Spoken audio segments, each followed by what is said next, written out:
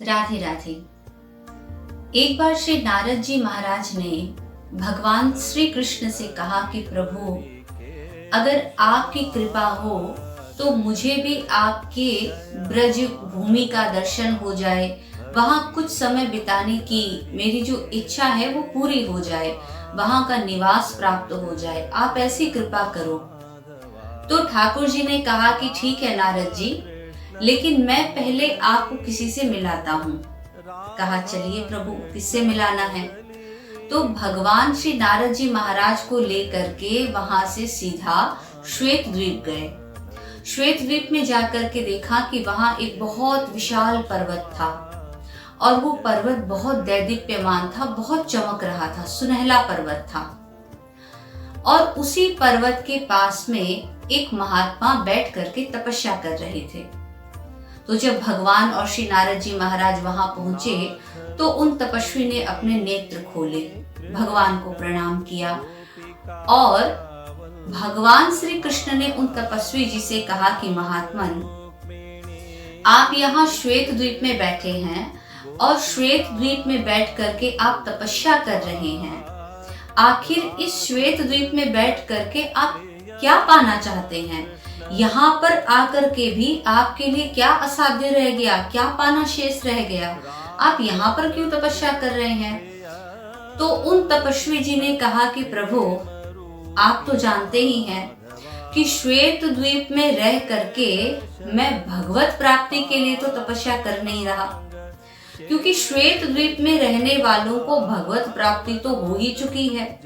उनके भगवान कभी आगे से निकलते हैं, कभी पीछे से निकलते हैं, रात दिन वे भगवान के अगल बगल ही रहते हैं और उनको भगवान के दर्शन होते रहते हैं। तो प्रभु, ये बात तो निश्चित है कि श्वेत द्वीप में रह करके हम भगवत प्राप्ति के लिए तपस्या नहीं कर रहे।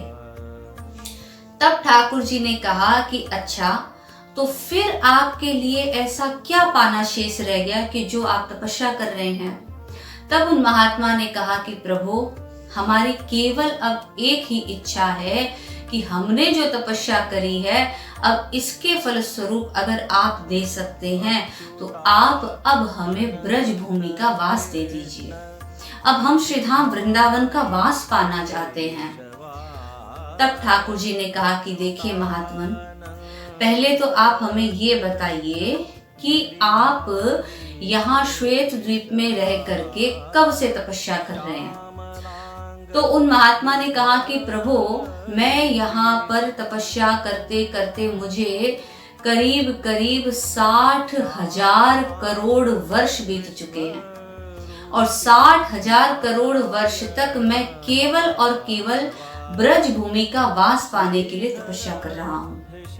अब आप कृपा करिए, आप साक्षात मेरे सामने खड़े हैं, अब आपके दर्शन का फल प्राप्त तो होना चाहिए।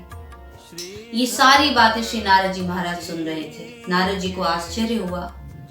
तो ठाकुर जी ने एक बात उनसे कही। ठाकुर जी ने कहा कि देखिए महात्मन, कुछ चीजें ऐसी हैं जिन पर हमारा अधिकार है और कुछ चीजें ऐसी हैं जो हमारे अधिकार से बाहर की हैं।